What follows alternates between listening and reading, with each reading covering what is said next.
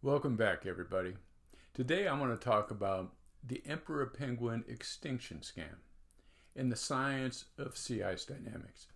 Now, there was a recent paper published that so distorted reality that the authors, the peer reviewers, and the mass media that promoted it should hang their head in shame.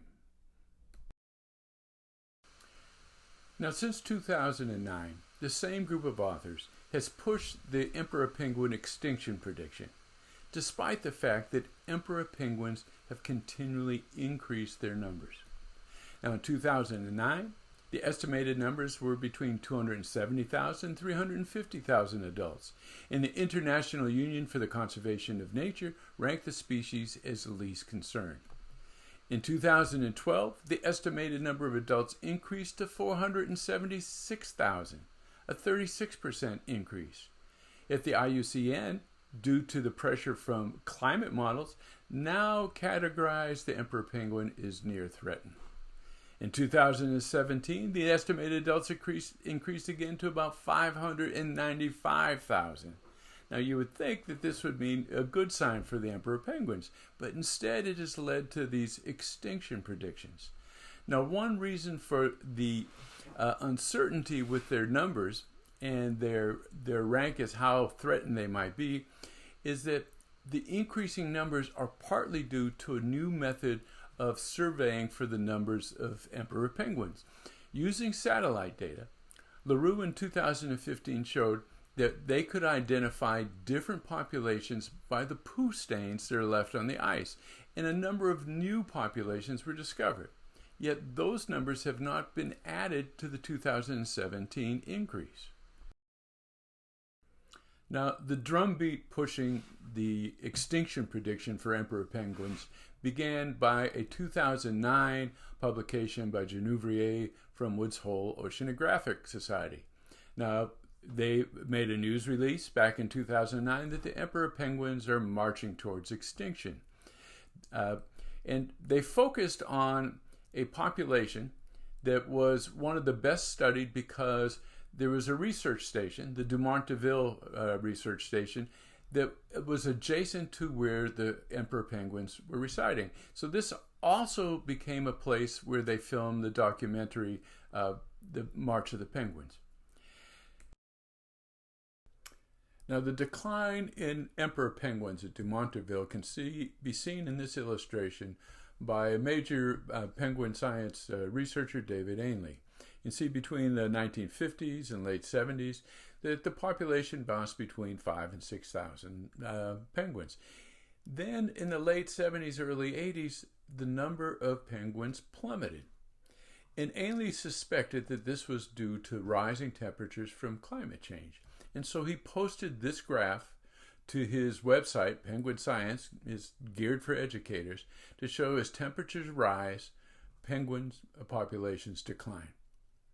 Now, I had some very friendly talks with David Ainley up until the time I found this graph, and I urged him to take it down because it was misinformation. It misrepresented the reality of what was happening. And this caused a little bit of a problem, but eventually, about 2 years later, he did take it down. Now, the reason he removed that graph is because the temperatures did rise up into 1980, and that's why people thought that maybe it was temperature that was involved. But since 1980, temperatures have cooled.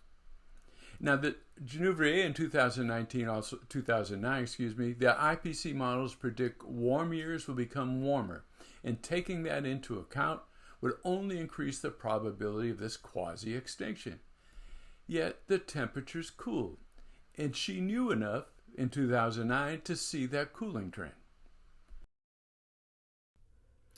Now, there was a better correlation to describe why the penguin numbers were plummeting at Dumont-Deville, and that is that research disturbances were causing penguins to abandon the site. Now, there were studies with other penguins showing that attaching flipper bands to identify different penguins and determine how long they're surviving, it was causing penguins to have difficulty foraging, that their foraging trips would take 3.5 hours longer than a non-banded penguin. We saw that penguins with bands on them had more wear and tear on their flippers. And the flippers bands seem to cause an apparent annual survival drop of 11 to 13% over a 3-year period. But this is still a little iffy because later on there seemed to be much greater variability. In some years, the flipper-banded birds survived just well. I think the major problem was to ban a penguin is not an easy job and creates a bit of a disturbance. We can see a chick here is quite large, but an adult emperor is twice that size. And if it's unwilling, it's going to exert a lot of energy to resist the banding process, an energy that the bird does not want to give up in order to fast for 4 months through the winter. The other thing is the emperor penguins, because it is so cold in Antarctica, they huddle together to conserve as much energy and heat as they can throughout the winter. And to read the bands that the researchers had put on these penguins and to find which penguins had the bands, these penguins were broken up from their huddles and forced to march in columns of 2s so the researchers could read it. And again, this kind of disturbance probably prompted most of the emperor penguins to leave this population. Now, to understand the interaction between sea ice and emperor penguins, you should understand their annual life cycle. Around April, as the sea ice begins to grow, the emperor penguins start their march to their breeding colony.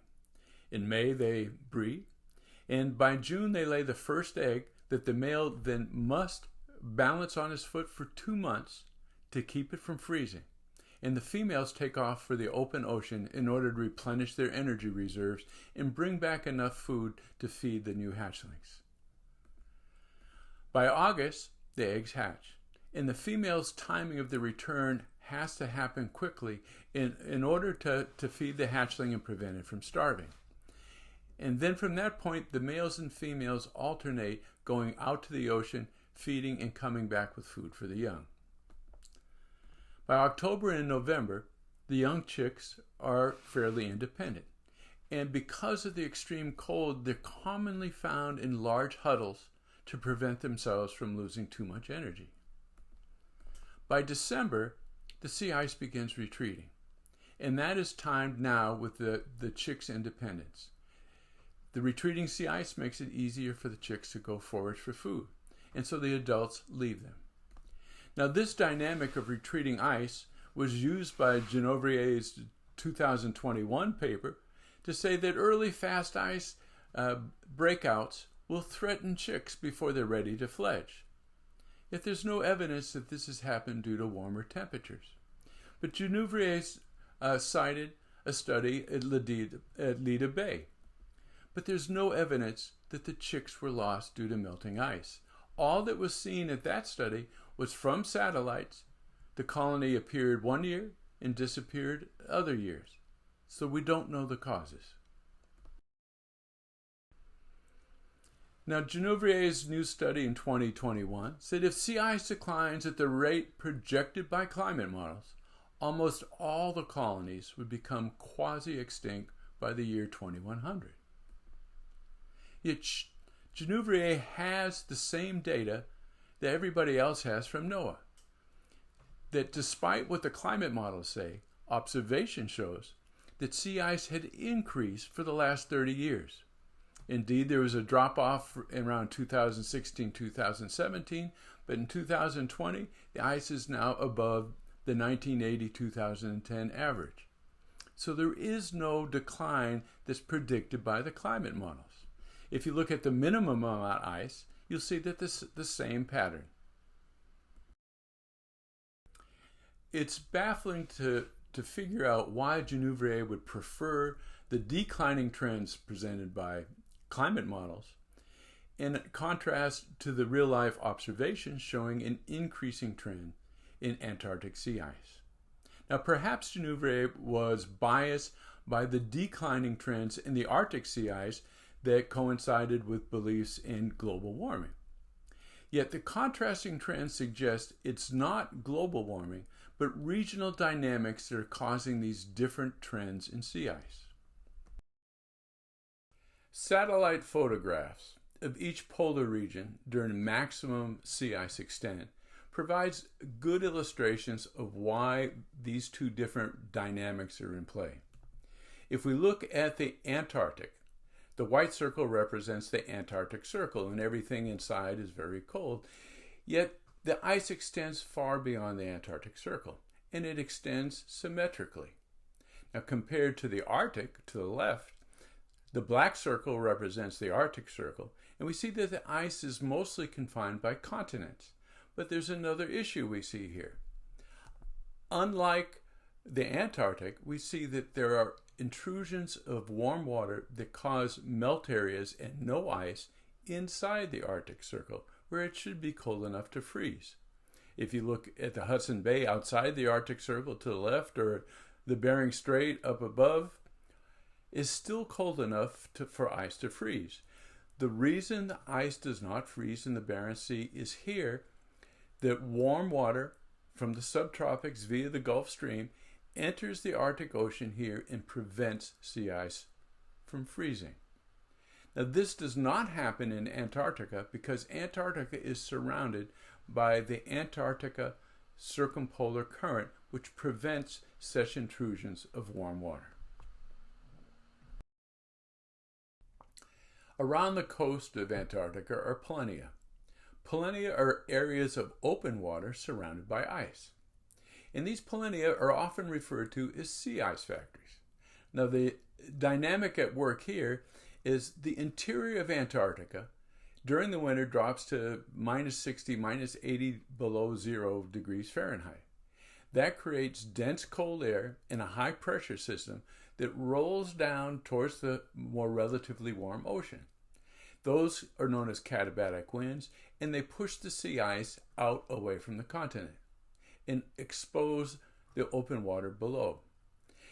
When the katabatic winds ebb their strength, then the polynya starts to fill up with sea ice. When the katabatic winds strengthen, they take that ice and blow it further out towards the Antarctic circumpolar current. So in this way, it causes sea ice to grow. At the same time, polynya are considered vital for penguins to feed in the ocean. If it was solid sea ice without any access to the water, the penguins would starve. Now, although katabatic winds are critical for opening up the ice and creating polynya so the penguins can feed, the katabatic winds also remove stable fast ice, which is critical breeding habitats for the penguins. Fortunately, there's grounded icebergs that are moving around the continent, and as they can stabilize the ice and prevent it from being pushed out to sea. And the problem is trying to estimate changes in fast ice and how that might be affecting the penguins is very difficult because it depends on an ever-changing dynamic of grounded icebergs. Now, emperor penguins are awkward on land. So stable fast ice, as seen here, provides accessible breeding habitats. But the penguins aren't tied just to fast ice. If they can find a gentle slope on the coastline, they'll use the land. Or if they can find a gentle slope to the top of a ice shelf, they'll use the ice shelf. Because the ice is always changing, the penguins are very dynamic in their choice of breeding habitat. Although icebergs are beneficial by increasing the amount of stable fast ice for breeding habitat, icebergs can often be very destructive. 150,000 penguins, and these are Adelie penguins, perished when a giant iceberg trapped the colony. After floating for about 20 years, it collided into the Cape Denison area. And that forced the penguins to seek another route to the open ocean, which entailed about a 40-mile trek. Now, the reason why this iceberg had floated for 20 years is the way the currents flow around Antarctica. The red arrows represent the Antarctic circumpolar current, which flows in a clockwise direction. And it is so strong it prevents warm water from the subtropics from entering the Southern Ocean the way it does in the Arctic. The black arrows are driven by the katabatic winds and the Coriolis effect, which causes a current that circulates in a counterclockwise direction. And that carries all the calved icebergs around the coast until they run into the Antarctic Peninsula, where they're deflected northwards towards the southern Atlantic Ocean. Now, the Cape Crozier emperor penguin colony is the second most southerly and one of the coldest. And for that reason, most researchers assume that it would be the least likely to be affected by global warming. Now, the estimates of reproductivity by counting the number of chicks have been somewhat spotty, but for the last 3 decades, there have been good surveys. And we saw that the populations of chicks have been increasing until the early 2000s. An iceberg collided with the colony, causing the penguins to abandon it. And this caused a dramatic drop in any kind of reproductivity. Now, in 2021, Genovrier refers to this example as extreme changes we might expect as the ocean and the air temperatures warm. But an iceberg collision has nothing to do with warmer temperatures. And she went on, the fact large and southern colonies have already experienced such drastic change suggests the frequency of similar events may increase in the future. And she used this as an example why the penguins might go extinct. But she totally ignores again the observations that since that crash by collisions, the number of penguin chicks has dramatically increased to the highest levels yet recorded. Now here's a schematic illustrating the MERTZ glacial ice tongue, which extends out into the ocean. And then to the right, we see Dumont d'Urville, the location of that colony, which was referred to in the beginning of this video by Genovrier 2009 and Ainley. Now, this satellite photo illustrates the many different sea ice dynamics happening along the Antarctica. Here we see what is the pack ice or sea ice. It's a mismatch of different ice flows that have been pushed together off the coast. Here is the MERTZ ice tongue. And we can see that after it collided with an iceberg, the tip was broken off and created several different icebergs. The iceberg is here and is the one that collided with it. Now the combination of this iceberg and the ice tongue blocked the flow of sea ice and allowed for an opening of water called the MERTZ polynya. And this was valuable not only to the penguins that once colonized the ice tongue and have now been forced to relocate, but also for the Dumont d'Urville penguins that are on the stable fast ice here to the right. Now we can see this fast ice, the most of it is this homogeneous white grayish surface, that there are black areas where that fast ice is broken out. Now the Dumont d'Urville penguins would take advantage of these breakouts or take advantage of the MERTZ polynya in order to go feed. Now studies have shown when the fast ice breakouts allowed quicker access to open water, reproductive success at Dumont d'Urville increased to over 75%. When there was more extensive fast ice, it remained in place, forcing the penguins to march a greater distance to open water, reproductive success fell to 50%. Now the issue here is if there's a statistic saying, oh, there's less fast ice, that's a threat to the penguins, actually sometimes less fast ice is beneficial and more fast ice is detrimental. It's a complex issue. Now emperor penguins have been highly successful for millions of years. They are resilient and they realize they must relocate when ever-changing ice dynamics disrupts their breeding colony. The illustration to the left represents the known locations of emperor penguin colonies, and it's color-coded to represent different levels of disturbance and relocation. Now, the Dion Island colony was ballyhooed as proof of global warming's prediction that emperor penguins are going to go extinct. Because it is so far to the north and most susceptible to warming, it was believed that when it disappeared, it was caused by climate change. However, Much further north is the Snow Hill colony, represented by the number 1. It is the furthest north and the warmest, yet it shows no signs of being detrimentally affected by any warming temperatures. In 1997, there was 1,200 pairs. 2004, it increased to 4,000 plus pairs. 2019, it dropped a little to 2,700 pairs, but is still far more than in 1997. And all this shows is the Snow Hill colonies has periods where there's immigration and raising the numbers, and times where the high numbers must emigrate out to find new places and lowers the numbers. Despite all the observations and scientific evidence that there is no impending emperor penguin extinction, the mass media is inundating the public with bad science groupthink, and partly because it's profitable. Weather.com took out a Google ad saying that practically all the emperor penguins may be extinct by 2100, hoping to get clicks and maybe donations. The Guardian, since 2014, has been beating the drum for emperor penguin extinctions, as they have also told all their journalists to describe every weather event as a climate crisis. By 2020, National Geographic was pushing the same story, and since the 2021 release of Genevier's new so-called study, more and more groups have been pushing an extinction prediction. As expected, the Washington Post said virtually all the emperor penguin colonies are doomed to extinction, as the Audubon Society has done. And even to support political agendas in Australia, the government has been pushing the emperor penguin extinctions.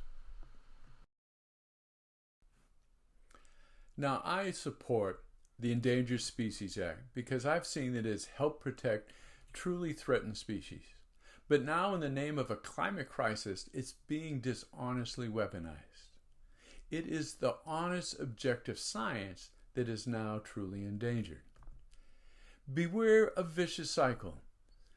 A fearful researcher suggests a crisis. The media, seeking clickbait to get more income, promotes a crisis. Politicians and researchers who believe it's their job to address a crisis then further support the crisis. And a trusting public is then increasingly misinformed and becomes increasingly fearful. The science says that controlling CO2 won't help the emperor penguins whatsoever. Now, up next, I'm going to examine how Antarctica's isolation triggered 30 million years of global cooling. But until then, embrace Thomas Huxley's advice that skepticism is the highest of duties and blind faith the one unpardonable sin. And if you appreciate the science clearly presented here, then please give it a like, press the share button, or copy the URL and send it to friends who aren't on YouTube, subscribe to my channel, or read my book, Landscapes and Cycles, An Environmentalist Journey to Climate Skepticism. Thank you.